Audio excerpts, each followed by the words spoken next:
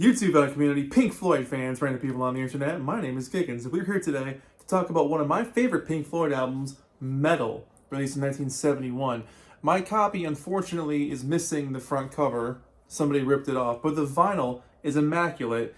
And I found this years ago for like $5. So I picked it up because it was super cheap and the vinyl is insanely clean. But that's what the back cover looks like, and here's what half the band. There's Dave and Rick. That's what they look like. So let's jump in. This album is absolutely essential purely just for Echoes, but I think in terms of what they can do with experimenting, because this record set the blueprint for what was to come next, especially with Dark Side of the Moon. But Meddle finds Pink Floyd pretty much securely leaving behind the Syd Barrett era, and even to a certain degree the movie soundtrack era, which they had done for a couple of years at this point, figuring out who they were, writing songs that had a shorter structure, or a shorter time length, I should say, a tighter structure, and kind of experimenting with some shuffly feels, some acoustic numbers, some love songs, and then, of course, the 23-minute anthemic Echoes. It's an album that absolutely needed to happen, and nothing else would follow after this if it wasn't for this record. Personally, I think it's one of my favorite albums from them because it's not taking itself super seriously. I think the experimentation on Echoes is fascinating, and they were hungry for it and wanted to prove that they can do something with all these cool bits and pieces they had hanging around. And on side one, I love that there's like a love song. There's a funny, humorous blues song with Steve Marriott's dog barking. I love how they experiment a little bit more here and there, especially on One of These Days with Nick Mason shouting on it, one of his only vocal contributions to the band.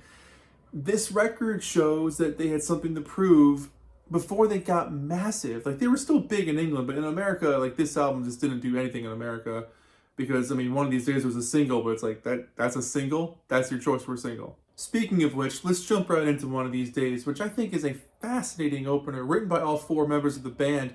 This one eases in with this unsteady, swirling, hypnotic wind, just like falling apart to this crunchy, heavy bass line, complemented by these beautiful synthy stabs. Eventually the drums come thundering in, the guitars get hit with a whammy bar here and there, and these gritty solos ebb and flow in and out of your speakers, and then things get reverby and jammy. Everything eventually finds its way to jamming together, feeling pretty cohesive all as one unit, and this is one of those tracks that you can tell set the blueprint for what will become Dark Side of the Moon. I love the soaring guitar solos, the cymbal-heavy splashes, the rubbery bass that won't give up, and the pounding keyboards underneath it all. An excellent display of musicianship, demonstrating the building of a song right before your very ears, and then it all gets sucked away from that breeze again, like right out the window. Speaking of winds, A Pillow of Winds follows that one up next. This is done by Roger and David, and I love this beautiful composition. It's just like the perfect combination of slide guitars, gentle picking, dreamy vocals. The warm bass slides on this one are a really nice, essential tension-building complement that kind of like adds to the lyrical feeling of in and out of dreams, in and out of peace, hoping to find that peace again. Will it ever come back? I love the way the song carries on. It's like it's constantly searching, but it's okay with that search. It's like found peace within itself, that like it might always be searching for that comfort, but it understands the journey and the importance of it. A cozy tune that's very easy to get lost in. Fearless is one of the best songs of the album too. I love that guitar frame, the way it jumps into that splash and the cymbal. That's one of the coolest riffs and hooks that Pink Floyd has ever come up with. The dry production on this track is so beautifully presented. The way the vocals hang softly in the verses until gently landing in the chorus is wonderful. And then you get San Tropez, a song pretty much completed by Roger Waters. He wrote it by himself, but it's a fun, bouncy, almost Harry Nilsson-esque track that feels very comfortable, but lyrically it sounds like it wants to find that comfort. It's trying to figure out how this day is going to go. I love the easy breezy guitars on this thing that almost sound like something from the Beach Boys' Friends album until the slides kick in, but the drums are peppy and punctual. The whole thing sounds just easy breezy. It's kind of a nice detour of a song. Seamus is a song that apparently not a lot of people enjoy and put at the top of like worst Pink Floyd songs ever lists. They've made worse songs than this. Let's be honest. They've made way worse songs than Seamus. I love it. I think it's fun. It's a goofy little blues song with Steve Marriott's dog barking. It's cool, it's fun. What the hell? Why not? And then you get to side two with the only track on there, Echoes, clocking in at 23 minutes and 31 seconds. Originally called Nothing, and then Son of Nothing, and then Return of the Son of Nothing before eventually being called Echoes.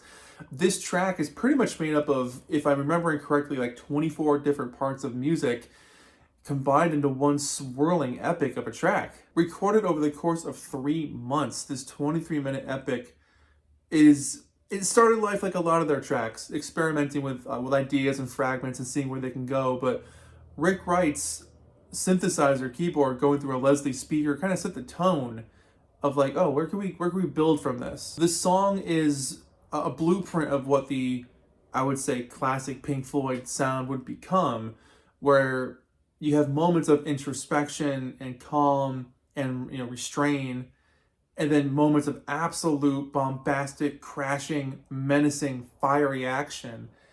And this is a track where that happens numerous times over and over again, but so beautifully done and so articulately expressed. You eventually get to this line that Roger Waters said that Andrew Lloyd Webber stole for the Phantom of the Opera, because it sounds like the Phantom of the Opera, that dun, dun, dun, dun, dun, dun.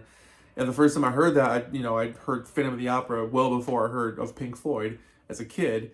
I remember hearing this for the first time, be like, that's the Phantom of the Opera line, not knowing it's the other way around. Eventually, after you get through that sort of menacing riff, you get to this real steady, punchy groove led by Roger's bass and a really bright, robust organ from Rick. And then it allows Dave to, solo over it for a while. And then eventually that kind of falls apart and disintegrates into this swirling, menacing, almost haunted house sound effects, terrifying handful of minutes. As that part falls apart, you're almost left like underwater. And the song feels like it wants to panic, but it's not sure how to panic or why to panic. It feels a little lost, but it also feels confident that it can get through this confusion. Over the next couple of minutes, the song adds more textures and melodies, creating a much more lilting, optimistic sounding, progression before eventually finding its way back to the refrain from the beginning with the vocals, and then sort of ending with more of that Phantom of the Opera riff before kind of fading out into this dizzying, crashing, reverb-heavy, white noise kind of an ending. And then it's over. And you're like, holy crap. The crazy thing about Echoes is that they would perform this live a lot over the next handful of years into the mid-70s. It's a song that they knew really well, especially before they recorded it. They had an idea of where they wanted it to go, but it's just a wonderful track that allows experimentation to not be full of itself. There's a lot of bands that can experiment and get lost within themselves, and it just goes nowhere. But Meddle is a track where you're hooked the entire way through. For all 23 minutes, you're on this journey, you're on this ride, and it's a most rewarding experience. And if you've never heard Meddle before, put it on. Sit with it, chill with it. It's a song that grows with you, and it asks for your patience, but the reward is so gratifying. So again, missing the front cover, but this is the back cover, and here's what I have for the inside. Let me show you the record itself. It's on the Capitol Harvest label. And again, the vinyl of this thing is absolutely stunning, which is why I picked it up.